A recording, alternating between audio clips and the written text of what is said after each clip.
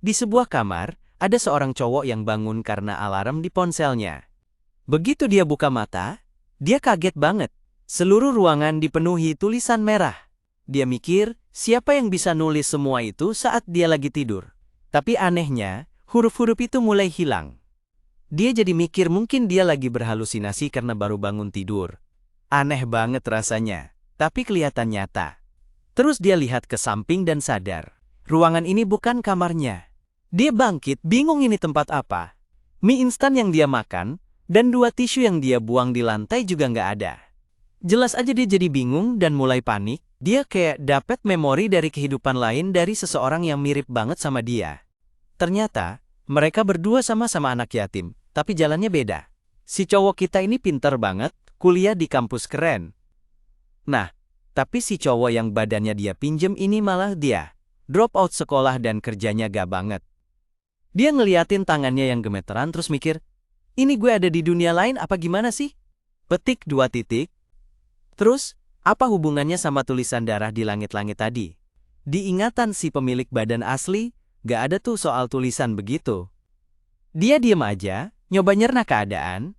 Tiba-tiba, ada yang manggil dia suami, dan bilang udah waktunya sarapan. Pas dia noleh, ada cewek seksi banget. Dia ngeliatin paha si cewek sambil mikir, suami, maksudnya apaan nih? Petik 2 titik. Di dunia paralelnya, apa dia nikah secepat itu? Dia duduk di tempat tidur dan bilang buat bangun, udah siang. Sekarang, si bandel ini malah mikir, kalau pindah dunia nggak seburuk itu.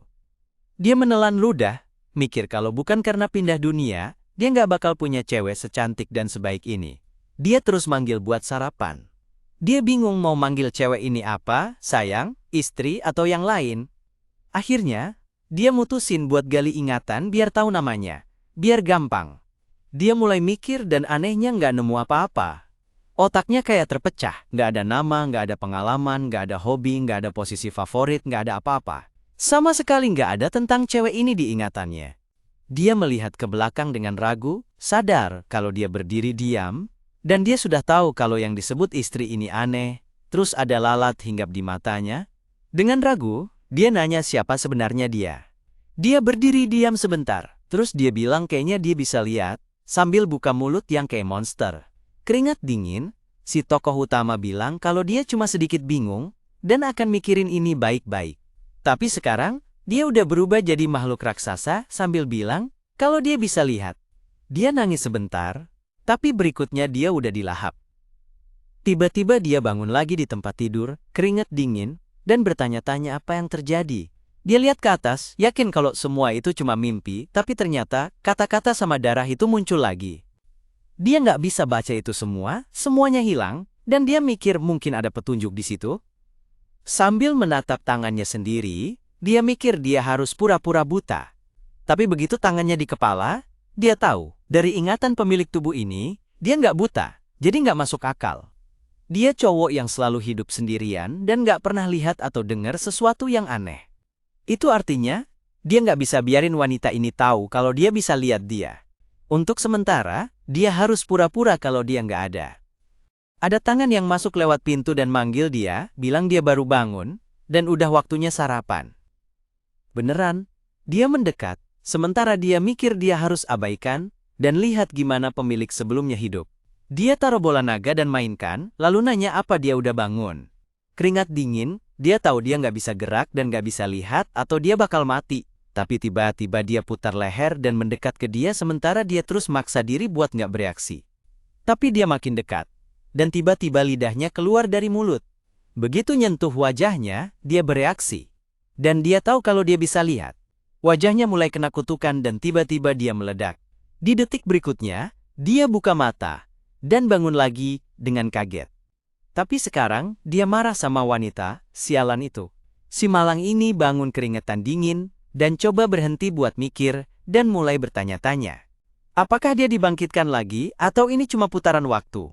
Kayaknya sih kayak pas kamu simpen game. Dia ambil HP-nya karena tahu ceweknya pengen dia bereaksi. Dia pasang video TikTok cewek-cewek yang lagi nari biar kelihatan kayak lagi sibuk. Lagi-lagi ceweknya muncul di belakang dan bilang udah waktunya sarapan. Dia manggil suaminya dan tanya kenapa dia nonton cewek lain begitu di depannya. Dia ngomong sendiri bilang dia suka cewek dari live stream itu. Sementara itu, istrinya nanya apa dia udah nggak suka lagi sama dia. Dia mendekat dan bilang, dia tahu suaminya nggak ada masalah penglihatan. Jadi kenapa HP-nya dipegang dekat-dekat gitu? Apakah dia ketemu dia? Dia balik ngotak-ngatik ponselnya, mikir apa dia kelihatan aneh. Tapi dia sedikit tenang, karena cewek itu nggak kasih reaksi. Dia balik nyari live stream lain, tapi malah kaget. Dia muncul lagi live streaming di ponselnya. Dia berdiri, langsung lempar ponsel ke kasur, ketakutan. Sambil gemetaran dikit, cewek itu di belakang bilang dia bisa lihat. Dia buka mulutnya yang mengerikan buat makan dia, tapi dia malah nyerang.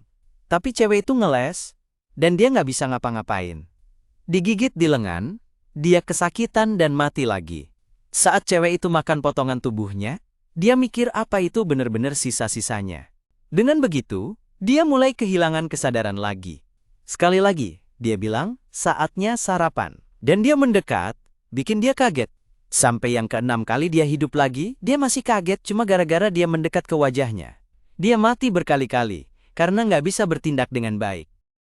Di kali ke-8, dia coba kabur dari ruangan itu, tapi nggak ada jalan keluar, dan dia sadar kalau dia bisa kelihatan.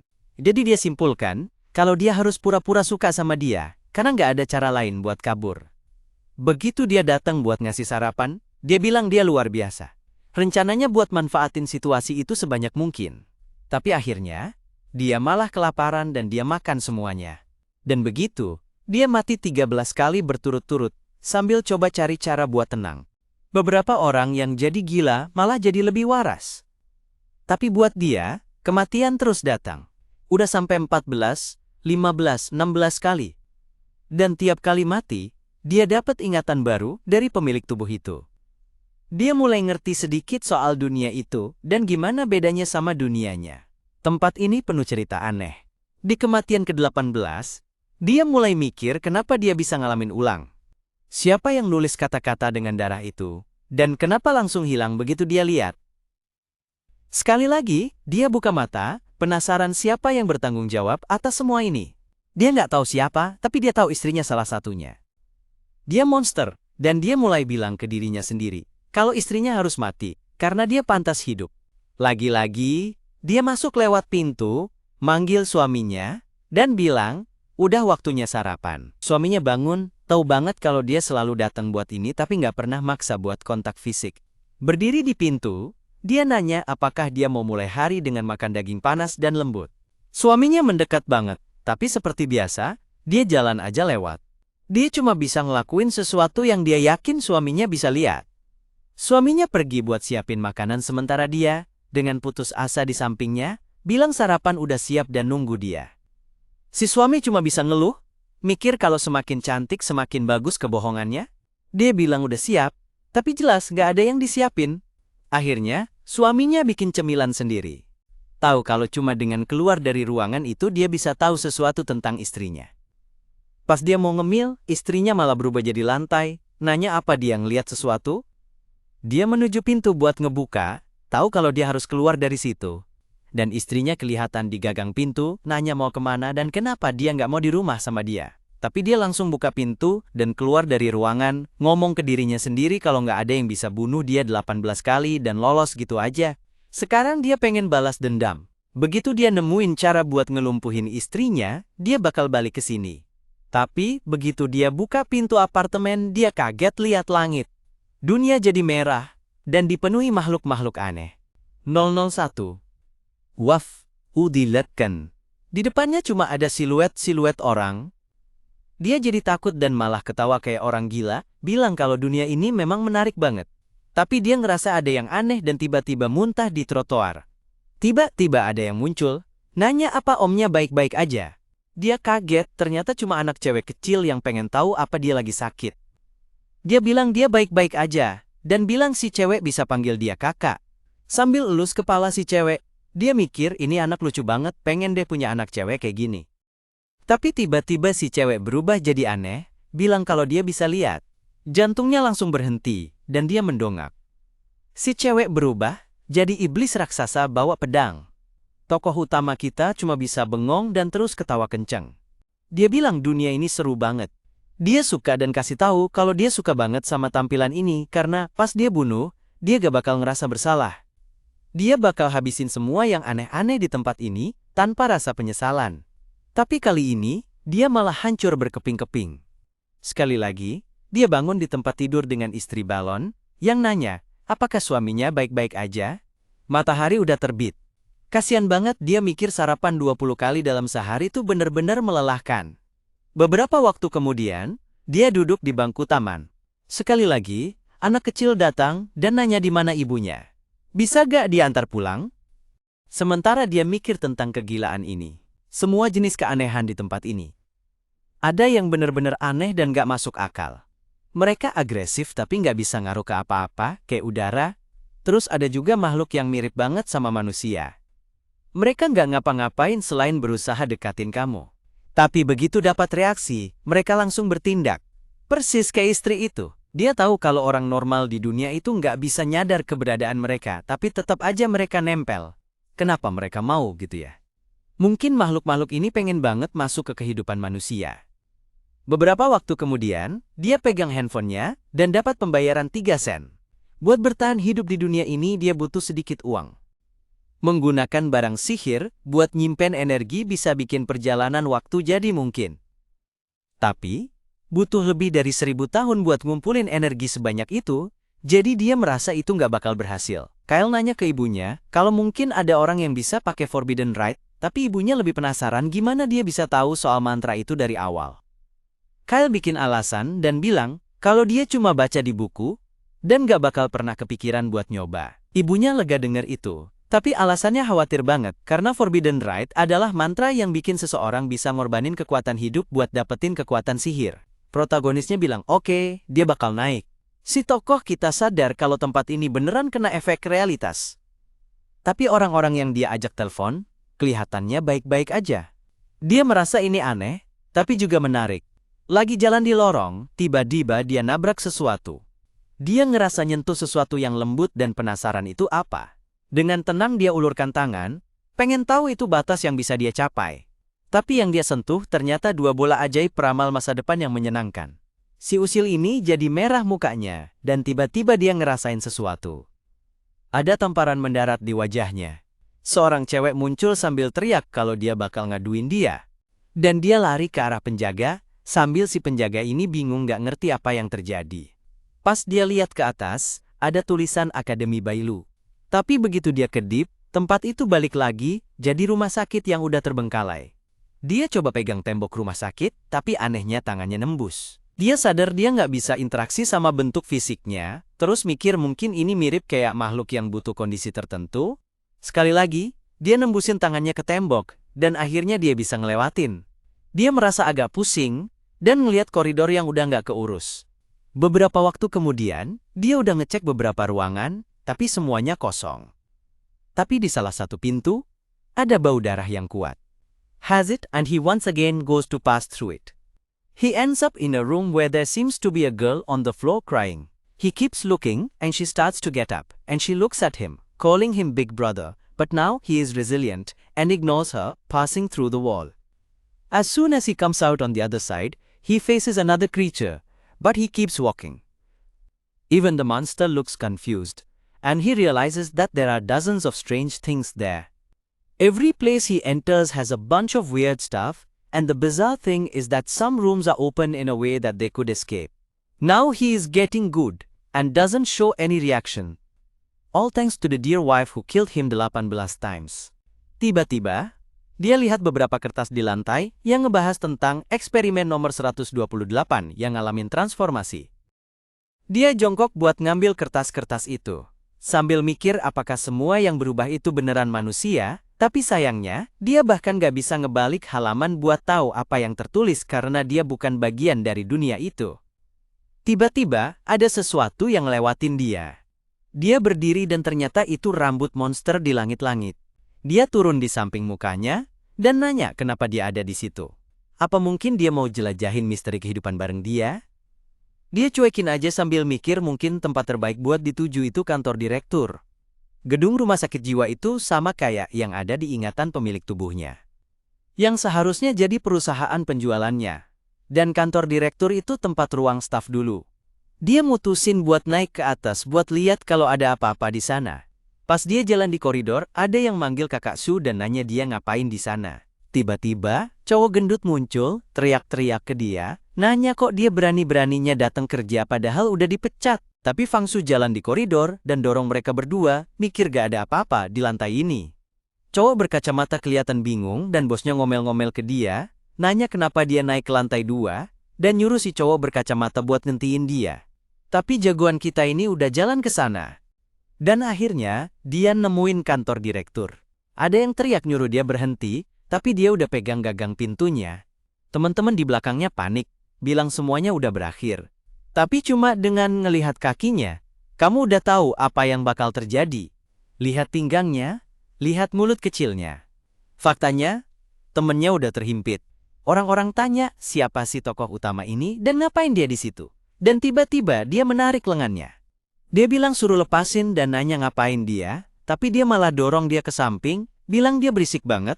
Dia jatuh dan si cowok mau nolongin dia tanpa ngelakuin apa-apa, sementara dia nemuin kertas di meja. Dan seperti yang dia duga, ada semacam rahasia besar di rumah sakit jiwa ini. Pesan itu bilang, kalau dia mau dapat hadiah takdir dan bongkar rahasia dunia ini, dia harus ke ruangan 520. Dia mikir apa surat ini buat dia, dan pergi sambil penasaran gimana mereka tahu dia bakal datang. Itu di gedung C, ruangan 520. Tiba-tiba lampu meledak. Temennya yang pakai kacamata masih ngikutin. Sementara 3 lainnya, yang di belakang bilang mereka takut. Dia nyalain HP, ngerasa ada yang aneh. Teman di sebelahnya bilang dia aneh hari ini, kenapa nggak ngomong sama siapa-siapa? Dia pakai HP buat menerangi lantai 2. Dan sadar dia nggak lagi di rumah sakit jiwa. Terus keluar dari ruangan. Tapi di perusahaan lama. Si orang yang lagi asik minta HP ke si Gempal, yang bilang kalau HP-nya juga nggak ada sinyal. Dia bilang santai aja, karena dengan statusnya, dia bisa akses lebih dari yang dibayangkan. Tapi kalau dia nggak salah, semua ini nunjukin kalau mereka udah masuk ke dunia aneh. Tempat yang dulunya normal sekarang kayak ngalamin keanehan. Orang-orang yang lagi kerja masih khawatir soal nggak bisa kasih pelayanan. Salah satu penjaga gedung nanya apakah semuanya baik-baik aja, dan bilang dia bakal cek apa yang terjadi. Salah satu cewek jongkok buat ambil HP-nya dan nyalain senter, tapi katanya terlalu lemah. Tokoh utama juga ada di situ. Dia nyalain lampunya dan nanya ke cowok berkacamata kenapa lampunya redup banget.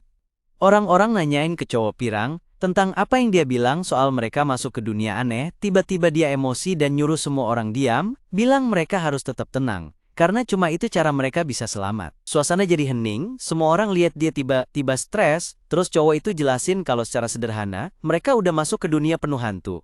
Intinya, ini semacam dimensi lain tempat mereka tinggal.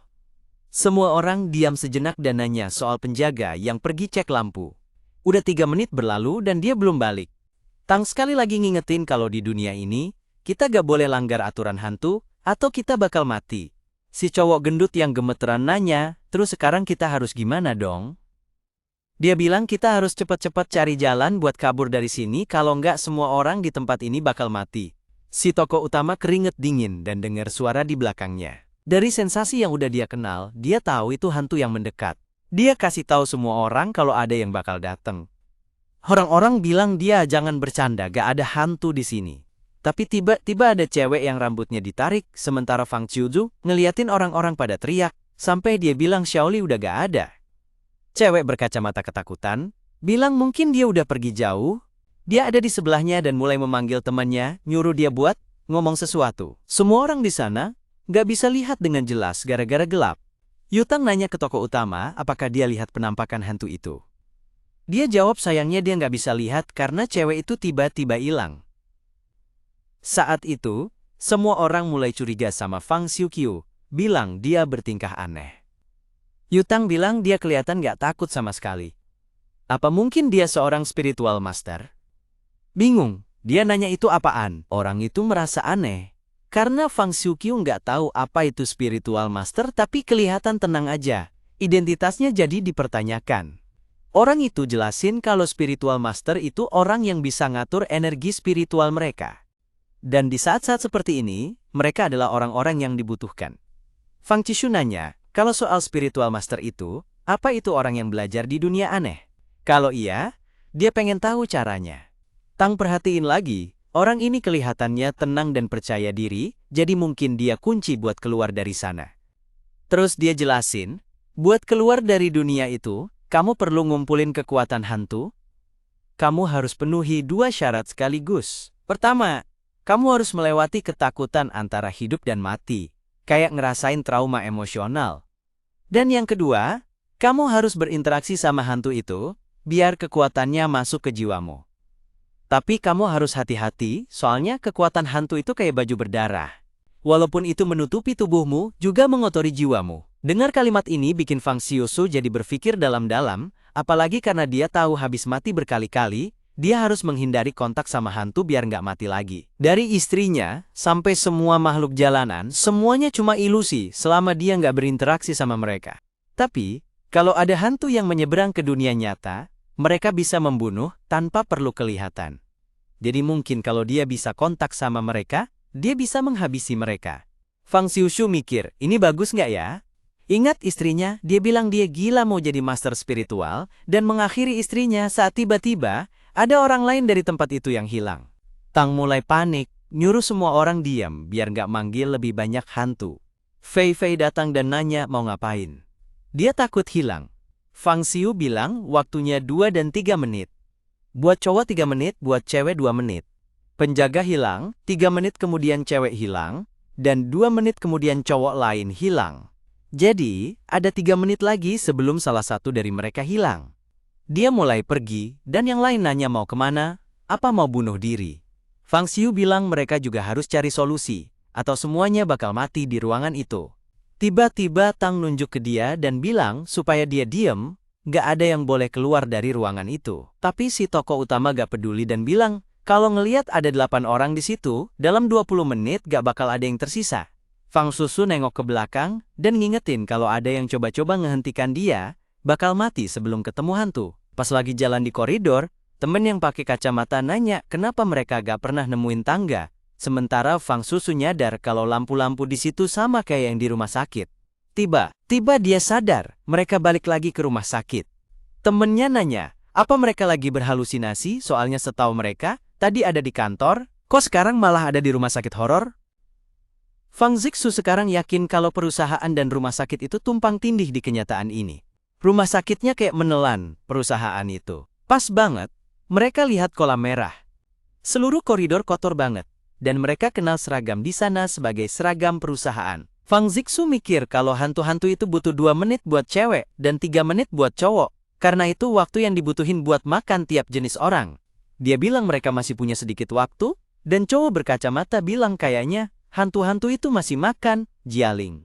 Si tokoh utama ngerasa aneh karena di rumah sakit semua orang terjebak. Dan pas pertama kali lewat sini, gak ada darah segini banyak di koridor. Potongan di pakaian ngebuktiin kalau mereka pakai pisau tajam dan dia cuma nemuin satu yang kayak gitu. Ada sesuatu yang muncul dari langit-langit dan dia ingat kalau satu-satunya yang bisa gerak bebas itu dokter hantu yang dia lihat di atas waktu itu. Mereka dengar suara dari arah situ, dan pas dilihat, ternyata itu grup yang di ruangan datang, buat nanya mau ngapain. Mereka agak canggung, dan cowok gendut nanya apa mereka nemuin sesuatu pas datang duluan ke situ.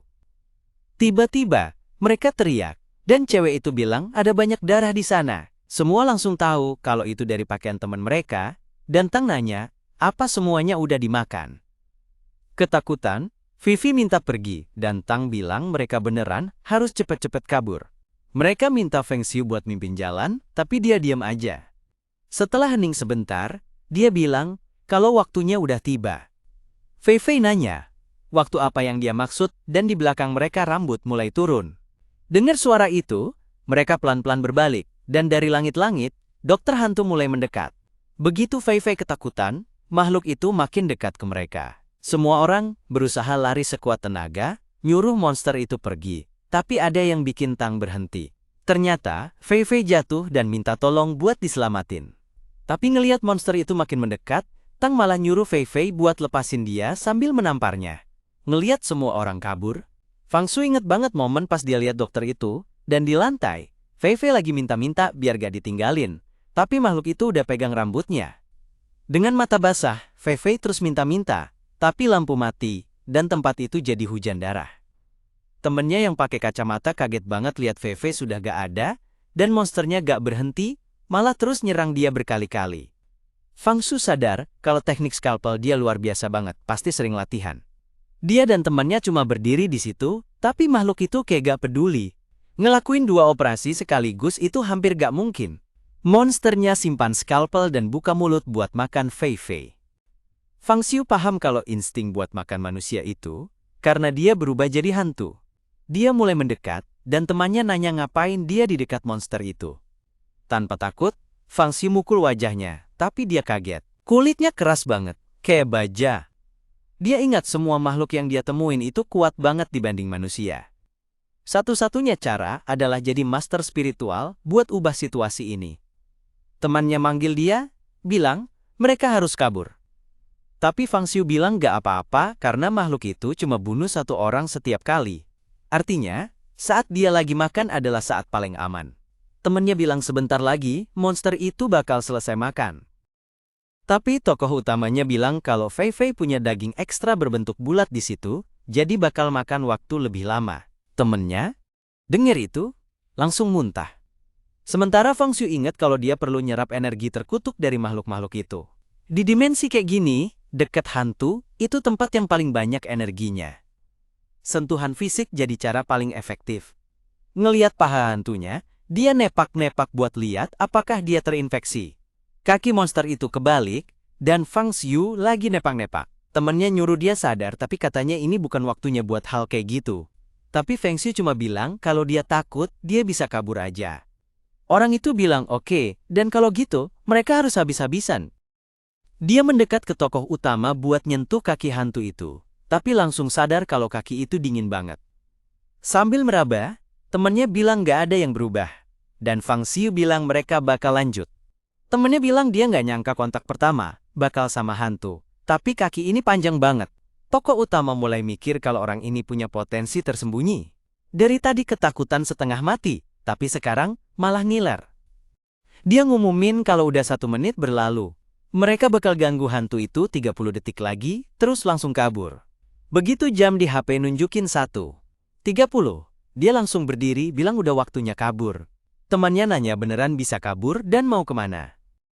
Dia yakin tahu jalannya, karena udah perhatiin rumah sakit itu baik-baik pas jalan-jalan, dan bakal manfaatin kondisi sekitar buat ngejauh dari dokter.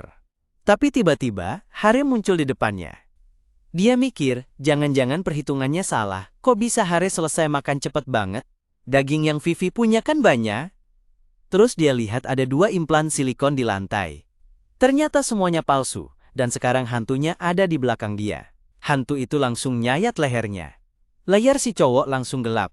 Kepalanya ngelinding di udara, dia buka mata lagi.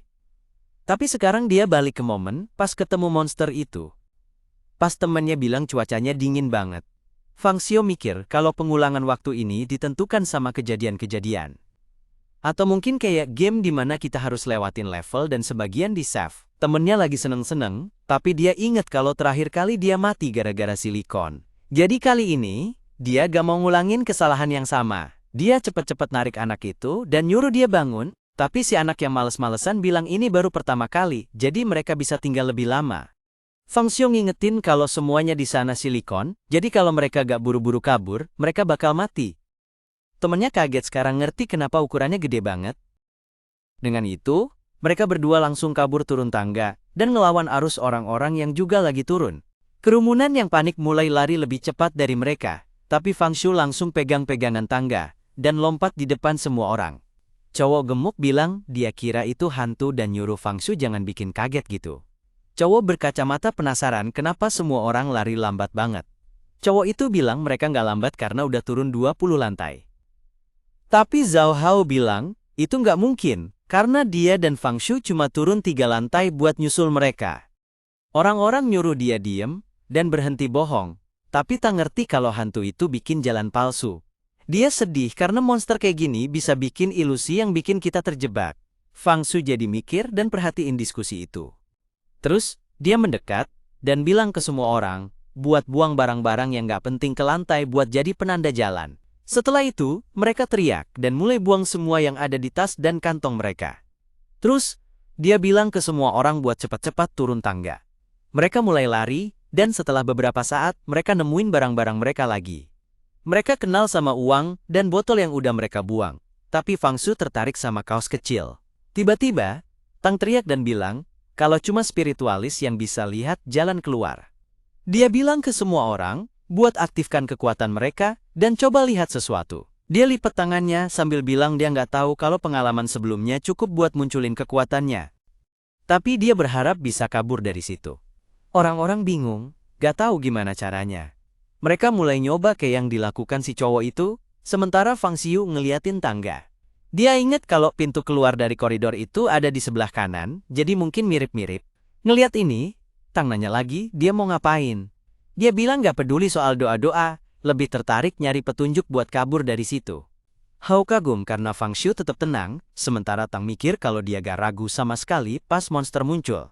Yang aneh, sekarang mereka lari turun tangga dan ketemu dua orang itu lagi. Belum lagi dua-duanya sempat ngabisin waktu setidaknya semenit sama monster di koridor, jadi sebenarnya apa yang terjadi? Entah kenapa, si Saiko mikir mereka harus manfaatin si hantu. Emang masuk akal sih, tapi untungnya dia ngerasa itu nggak mungkin, syukurlah. Fang Xiu lagi nyentuh tembok, terus Hao nanya dia lagi ngapain. Dia lagi ngitung antara 10, 12, 15, terus disuruh berhenti. Dia bilang dia nemu sesuatu. Temennya kaget, beneran ada pintu? Terus Tang muncul nanya beneran udah ketemu, dan langsung lari ke situ. Masalahnya gimana cara bukanya? Dia ngebayangin kira-kira kunci ada di mana, dan gerakin tangannya di udara. Tiba-tiba pintunya kebuka.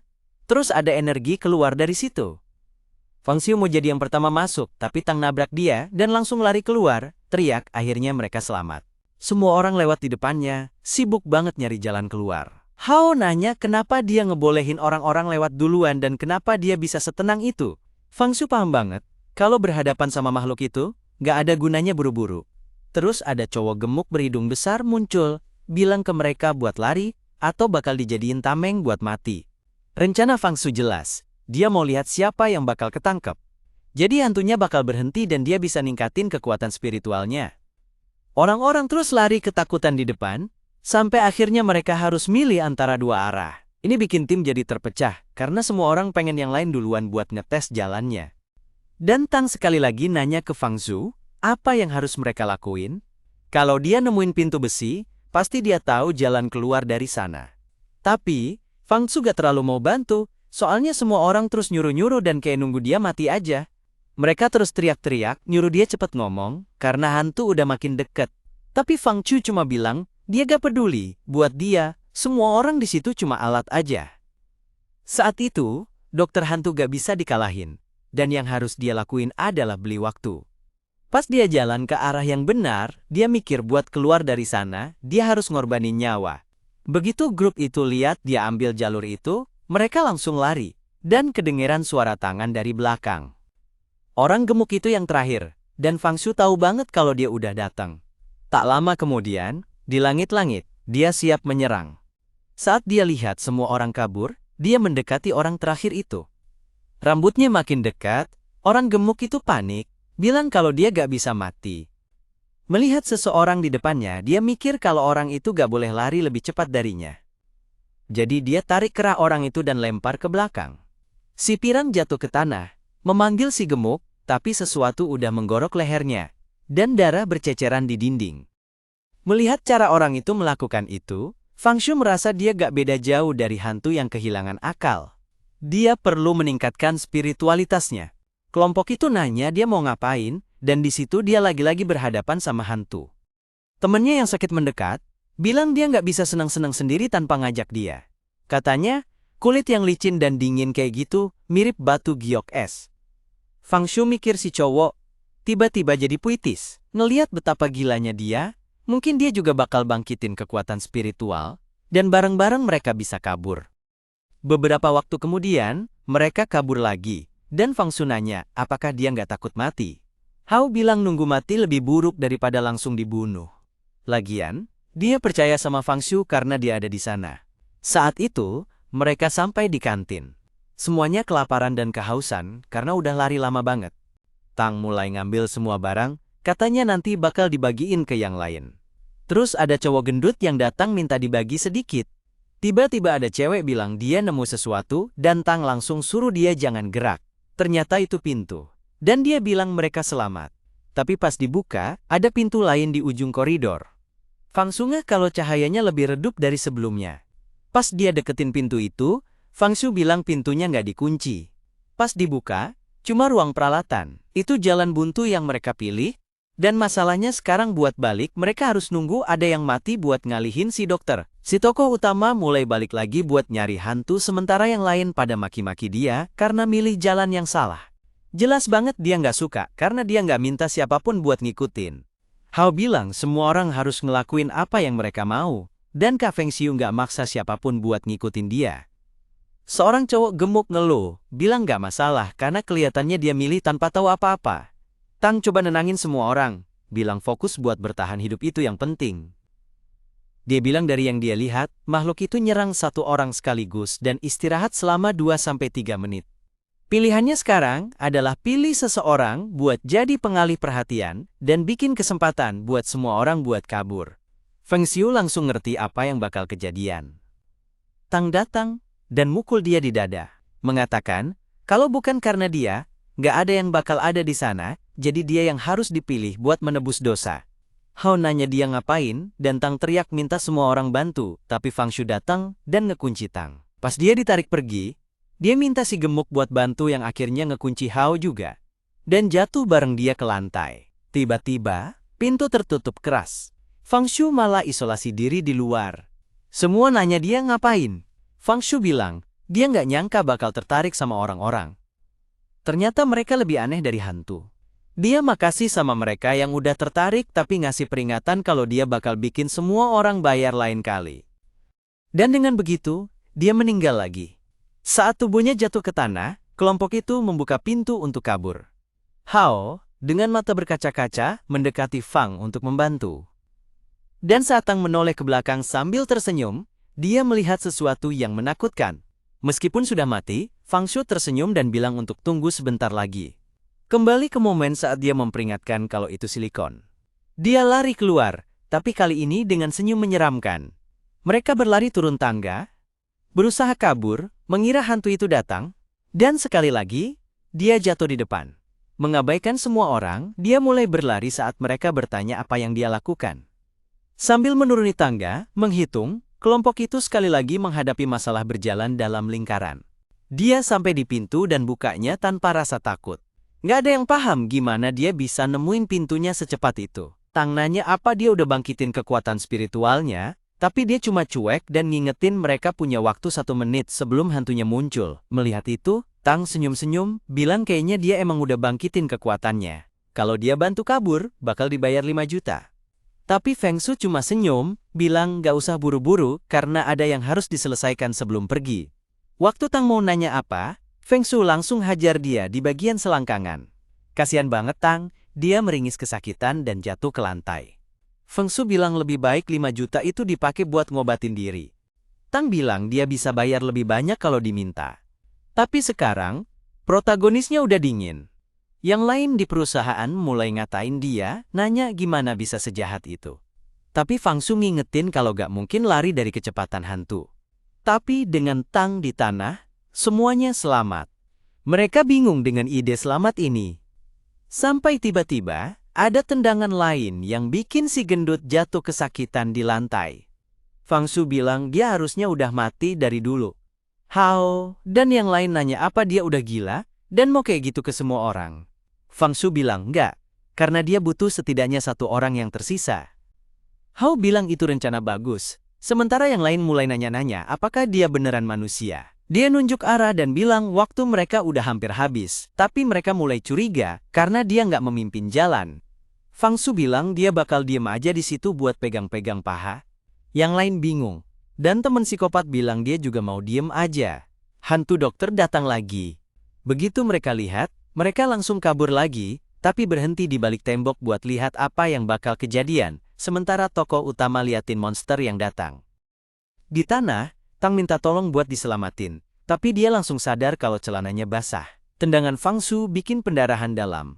Dia lompat buat megang kakinya, bilang mereka bakal mati bareng. Tapi Feng Shu cuma nginjek tangannya, dan nyuruh dia jangan khawatir. Dia bakal di sana, pas di sampingnya, ngeliatin dia mati. Si monster nyengkeram lehernya, dan setelah itu, si cowok itu hilang. Chad nutupin muka Fang Shu, yang bahkan dia jilat. Si cowok itu beneran gila. Dia bahkan bilang kalau rasa balas dendam itu gak terlalu buruk. Tapi saat itu, dia ngerasa sesuatu di hatinya, dan mikir gimana bisa dadanya berdetak secepat itu. Tiba-tiba, dia dengar suara istrinya manggil dia, dan mikir bakal keren banget lihat si istrinya hancur kayak cowok ini. Dia mulai maju ke arah hantu-hantu, dan kelompok itu mikir apa ini beneran rencananya. Fang Xi ngeliatin Hao, dan ingat waktu Hao meninggal, dia sempat manggil Fang Xi. Terus, Fang Xi ngajak teman-temannya buat ikut gabung. Tapi Hao kayaknya kurang tertarik, dan semua orang bilang dia kayak hantu. Saat itu, Fang Xi sadar kalau setelah mati 20 kali, dan ngalamin hal-hal gila, dia jadi gak ada perasaan lagi. Manusiawinya pelan-pelan hilang. Dan dia sama Zhao Hao jadi beda banget, tapi dia gak punya pilihan, jadi dia gak mau maksa temannya. Tapi tiba-tiba Zhao bilang, kalau di perusahaan itu, cuma Fang Xi yang bisa dia percaya, karena dia satu-satunya teman sejati. Dia bakal percaya sama rencananya. Dia bilang dia kelihatan serem banget dengan anggur di seluruh mukanya, tapi dia segera mendekat dengan muka merah untuk mengaktifkan kekuatan spiritual lebih banyak. Pas mereka lagi asik, Hao nanya kenapa dia nyerang dua orang itu. Fang Zhu bilang kalau lihat kecepatannya si hantu, mustahil untuk kabur, dan begitu si hantu nyusul, dua orang itu, karena posisinya lebih tinggi, bakal ninggalin yang lain. Tiba-tiba, dia ngerasa sesuatu dan nanya ke Hao, apa dia ngerasa ada dingin yang mendekat ke badannya. Hao bilang enggak, dia normal aja. Pas Fang Zhu sadar itu bukan ilusi, yang dia rasain itu, pengaruh kekuatan si hantu. Dia ngeh kalau koneksinya sangat lemah. Kayak udah sampai titik kritis. Mungkin itu pertanda buat dapat kekuatan spiritual, tapi sekarang Hao kelihatan semangat, pengen nemuin daerah dingin ini. Tiba-tiba, dia ngingetin mereka harus lari. Tapi Fang Xiu bilang, gak ada masalah karena si cowok gendut lagi tergeletak di dekat sana. Si cowok senyum, bilang itu beneran kabar bagus, tapi dia nanya, rasanya gimana ngebangkitin spiritualitas, karena dia gak ngerasain apa-apa. Fang Xiu ngejelasin kalau yang mungkin dia kurang itu situasi hidup atau mati. Kondisi mentalnya belum sampai ke titik yang dibutuhkan, makanya dia gak ngerasain. Hao ngerasa itu aneh dan mikir kapan Fang Xiu ngalamin hal kayak gitu. Melihat dia menjilat wajah si pria gemuk, dia bilang itu hal bagus karena bakal makan waktu sekitar 5 menit. Mereka harus pakai waktu ini buat menyerap sebanyak mungkin. Dan dengan itu, energi dingin mulai masuk ke tubuh Feng. Dia mulai coba ngerasain kemana arah energi itu, dan cepet-cepet ngerasa kalau itu kayak mau ke otak dan jantungnya. Sekarang, mereka kayak berubah jadi balok es. Sebilah pisau dingin nembus seluruh tubuhnya, dan setelah hancur, ada cahaya muncul di dadanya. Kilatan yang terkonsentrasi dan berubah jadi bola merah. Begitu Feng Ziyu sadar lagi, dia sadar kalau semua panca inderanya jadi lebih tajam. Bahkan kecepatan berpikir dan kontrol atas tubuhnya juga meningkat. Seolah-olah lebih banyak bagian dari dunia yang terbuka buat dia, tapi dia sadar kalau dia baru bangun kurang dari 1% dari kapasitas spiritualnya. Kemampuan-kemampuan itu kayaknya ada hubungannya sama keinginan yang dia rasain. Dia penasaran apa itu dan tiba-tiba ngerasa ada kejutan di hatinya. Dia menderita dan mikir apakah kemampuannya itu bikin sakit. Rangkaian kematian bikin keinginan terbesarnya buat ngerasain sensasi itu lagi. Entah itu emosi negatif, pikiran yang kacau, atau rasa sakit, dia bisa bikin musuhnya ngerasain semuanya. Tiba-tiba dia senyum, lalu ketawa, bilang sekarang dia luar biasa dengan kemampuan ini. Melihat dia jadi gila, Hal tanya apakah itu berhasil. Sementara Fang Shui nyimpulin, kalau dia dapat kemampuan terbaik buat dia. Nginget istrinya yang tercinta, dia diam terpaku sementara Hao manggil dia, bilang kalau udah 2 menit berlalu, tapi Fang Shui cuma nyuruh dia minggir, karena dia mau nyoba kekuatannya. Langsung aja Hao mundur, bilang kayaknya berhasil, dan itu bagus banget. Dia terus deketin dokter hantu, fokusin kekuatan di tangannya, dia tahu itu ngebawa semua yang dia alamin selama ini. Dia tahu kalau makin sering dia mati, makin banyak rasa sakit yang bakal dia kumpulin, dan makin kuat dia bakal jadi. Selama dia terus dibangkitin, dia bisa nguatkan diri tanpa batas. Dia mukul hantunya di wajah, bilang dia mau hantunya ngerasain mahakarya ini. Pukulannya kena tepat, tapi kekuatannya kayak hilang begitu aja. Hantunya terlempar ke belakang, dan jatuhin pisau bedah, sambil nangis di lantai. Tapi Fang Xiu langsung sadar kalau pukulannya biasa aja. Dan sedikit spiritualitas yang dia punya udah habis. Pukulannya gak nyakitin hantunya. Dan dia kayaknya gak ngerasain sakit yang Fang Xiu rasain. Sambil mikir gitu, Hao bilang mungkin udah saatnya kabur. Atau mereka bisa balik nyentuh lagi. Dia mikir mungkin masukin energi ini ke senjata bakal lebih oke.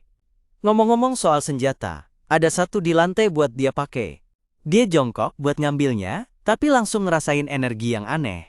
Pedang itu kayaknya mustahil buat diangkat, dan kekuatannya langsung nyerang hati Fang. Dia bisa lihat semua momen pedang itu dipakai, semua rasa sakit yang udah diserapnya, dan dengan rasa dendam yang besar, dia mikir apa dia bisa pakai itu buat ngelawan si dokter.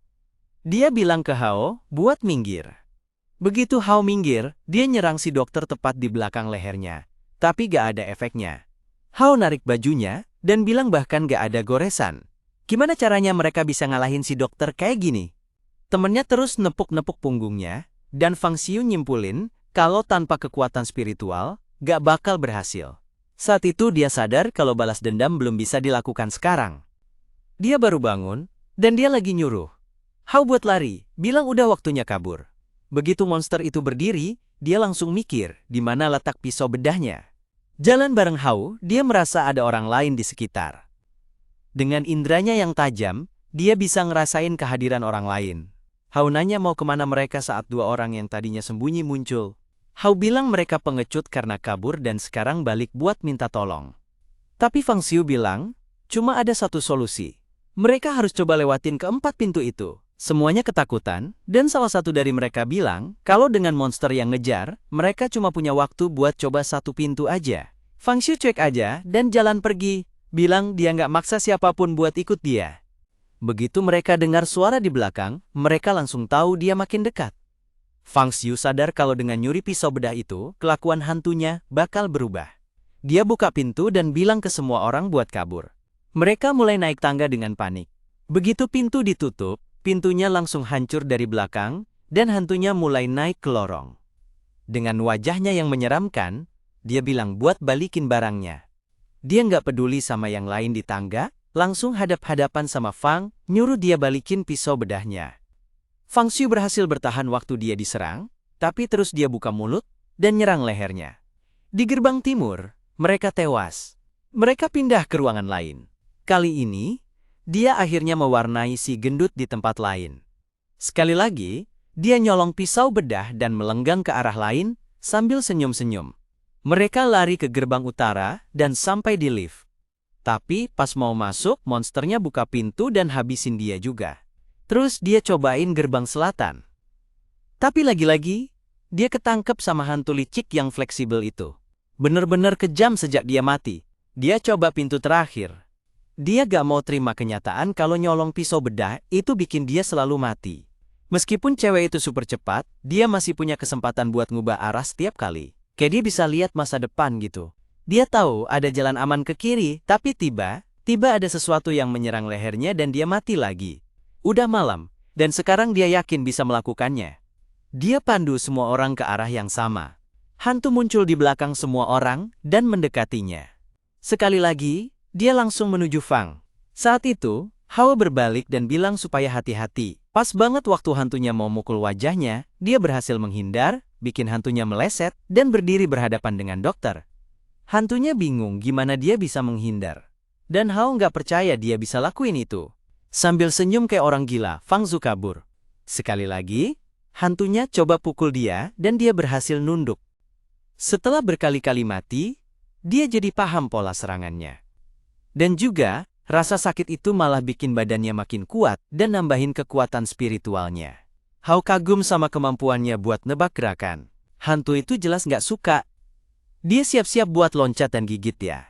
Tapi dia yakin banget kalau sekarang dia udah tahu jalur serangannya. Pas hantu itu nyerang lagi, dia berguling ke samping dan menghindar lagi. Hantu itu udah mulai gila, nyuruh dia mati aja. Kelompok itu nggak nyangka dia bisa lolos dari hantu itu. Sambil berpikir ini adalah kekuatan seorang master spiritual, dia lari ke arah pintu, dan sekali lagi ngelihat pintu keluar. Yakin banget sekarang mereka bakal bisa kabur. Tapi anehnya, hantu itu malah berhenti di depannya. Dia bingung, dan hantu itu bilang sambil gemetar supaya dia jangan pergi. Fang Xiu merasa aneh karena kelihatannya hantu itu takut. Terus, dia kabur dan menyerang Hao dengan tepat. Kasihan Hao, dia mundur sambil mikir apa benda dingin itu. Dia lari ke Fang Xiu dan nanya apa yang terjadi. Dia bilang semuanya normal, dan menurut logika, itu jalan keluar buat selamat. Tapi dia sadar, bahkan dokternya aja kabur pas lihat tempat itu. Itu berarti mungkin bukan jalan keluar, tapi sesuatu yang begitu menakutkan sampai-sampai dokternya takut. Dia tahu itu mulut jurang. Kelompoknya terus nanya kenapa dia nggak lari. Dia duduk bilang enak juga buat istirahat sebentar. Setelah mikir-mikir, dia dapat ide dan nyuruh semua orang buat bangun. Mereka jalan lagi lewat lorong-lorong rumah sakit itu. Dan dia pelan-pelan mendekati pintu logam, sambil mikir apakah beneran ada bahaya besar di luar sana. Pas dia mulai buka pintunya, Hao nanya apa itu gak berisiko. Dia bilang mereka gak punya pilihan lain selain maju dan masuk ke dalam kegelapan. Di sana, dia gak bisa lihat apa-apa. Dan tempatnya sunyi banget sampai bisa dengar pikirannya sendiri. Kegelapan udah menelan jalan yang dia lewatin, jadi satu-satunya pilihan adalah maju terus. Dia terus maju dan maju. Kayaknya rasa waktu udah hilang. Rasanya kayak jalan itu nggak ada ujungnya. Setelah jalan yang kayaknya lama banget, dia buka mata, dan tiba-tiba udah di depan pintu masuk akademi. Bikin dia mikir, apa beneran udah kabur nih? Semua orang lari lewat. Dan Hao seneng banget akhirnya bisa keluar. Si cowok pengen cepet-cepet cabut dari situ. Terus Hao teriak manggil Feng, suruh dia lari juga. Tapi, Feng Xiu ngerasa ada yang aneh. Pas dia lihat ke belakang, dia inget sesuatu. Yang kelihatan cuma sekolah doang, rumah sakitnya udah nggak ada. Hao bilang dia cuma pengen pulang dan istirahat karena hari itu bener-bener bikin capek. Pas itulah Feng nyadar ada sesuatu. Mulai lari-lari sambil ngomong kalau semuanya udah hilang. Nggak ada hantu di kota ini. Dia nggak bisa nerima kalau dia berhasil kabur tanpa alasan. Dia bisa aja nerima rumah sakit yang hilang, tapi nggak buat semua hantunya. Gimana caranya dia bisa balas dendam ke istri tercintanya? Dia nemuin dirinya di depan mobil sambil ngomong kalau dia harus mati di tangannya. Makanya dia harus pulang. Tapi sopirnya ngerem. Dan sekarang dia di kursi penumpang, ngomong sendiri kalau istrinya nggak bisa hilang gitu aja. Dia nggak mau istrinya hilang begitu aja. Begitu taksi berhenti, dia langsung lari pulang dengan panik. Sopirnya protes karena dia belum bayar, tapi dia cuek aja dan naik tangga. Bilang kalau dunia nggak bisa hilang. Dia masuk rumah sambil teriak kalau dia nggak bisa ninggalin dia begitu aja. Tapi setelah ngecek semua ruangan, tempatnya kelihatan normal. Dia ngerasain lantai sambil bilang kalau dia udah ngebunuh dia 18 kali. Gimana dia bisa hidup tanpa dia selama sisa hidupnya? Semua penderitaan itu, di tangan dokter hantu cuma buat balas dendam. Dia ngumpulin amarah dan rasa sakit buat ngelawan hantu-hantu itu, tapi sekarang semuanya udah pergi. Pas lagi tiduran di kasur, dia mikir mau kemana semua kebencian itu diarahkan. Dan sekarang, tanpa ada perasaan, apa arti hidup? Di saat itu, dia dapat pesan di HP-nya yang nyuruh dia lihat berita. Akademi Bailu kebakaran. Dia langsung lihat berita yang bilang, ada kebakaran yang melahap seluruh gedung. Lebih dari 11 orang meninggal, termasuk beberapa bos di sana. Si psikopat Feng Shui mulai ketawa, soalnya berita bilang, mereka nemuin tubuhnya udah mati. Dia jadi semangat mikir kalau ternyata hal-hal misterius ini belum berakhir. Mereka cuma mau main petak umpet sama dia. Sekarang, dia yakin bisa ketemu istrinya lagi. Di ponselnya, dia dapat banyak pesan dari bos yang nyuruh dia datang kerja. Dia ketawa, karena orang ini udah mati. Ironisnya, walaupun udah mati, si bos tetap aja nyuruh dia kerja. Tiba-tiba, muncul pesan berdarah di ponselnya. Bilang kalau cuma karena dia nggak ngomong, bukan berarti dia nggak tahu. Ada energi keluar dari ponsel, dan bikin mata yang bilang kalau dia melihatnya, dan nyuruh dia buat ikutan sekarang. Fang Xiu dengan tenang mencengkram mata itu dan bilang, supaya berhenti merasuki ponselnya, karena dia cuma punya satu. Terus, ilusi itu hilang, tapi dia penasaran sama misteri selanjutnya. Sekarang di depan akademi yang udah hancur total, dia nyium bau gosong segala macam dan mikir kalau kelihatannya sangat realistis. Tiba-tiba, dia lihat Fei Fei berdiri di sana. Dengan semangat, dia datang buat ngobrol, bilang dia datang lebih awal hari ini. Dia menyentuh bahunya, dan nanya apakah dia nyata. Dia bilang kalau dia jadi makin berani. Tapi tiba-tiba dia narik dia, bilang kalau dia tahu banget gimana kejadian sebenarnya. Dia mau naik tangga pas Hao muncul dan nanya apa dia dipaksa kerja. Dia bilang sebenarnya dia suka banget dan nanya di mana bos Dehai. Hao nunjuk sambil bilang orangnya ada di belakang ruangan. Aneh banget, perusahaannya tetap sibuk kayak biasanya. Fang Xiu mulai mikir, jangan-jangan yang dia lihat sebelumnya cuma bohong. Dan ini yang sebenarnya. Pas dia ketemu bosnya, dia langsung kena omel. Ditanya kenapa gak balas pesan di grup. Fang Xiu cuek aja dan nanya kapan dia bakal dapat komisinya. Dehai bilang kok berani-beraninya dia telat datang dan ngomongin komisi. Sementara Fang Xiu ngedumel. Bilang kalau udah mati pun, Dehai tetap nyebelin. Bos nunjuk dia. Nanya maksudnya ngomong soal mati, dan nyuruh ngomong yang benar karena dia masih hidup. Tapi tiba-tiba, Fang Xiu ngeluarin senjata hantu dan langsung ngabisin si bos. Si bos mengerang dan jatuh ke tanah. Fang Xiu senyum, bilang kalau ternyata Naomi udah gak hidup lagi. Semua orang di kantor berdiri dan lihat ke arahnya. Fang Xiu jalan ke arah Hao, tepuk bahunya, dan nanya apa yang terjadi. Tiba-tiba, tubuh Hao mengembang dan berubah. Fang Xiu sadar kalau tubuh semua orang kena kutukan dan mulai ngabisin mereka. Pas udah selesai, dia nanya ke siapapun yang ngelakuin ini, apa mereka udah puas. Tapi dia sadar kalau semuanya cuma mimpi.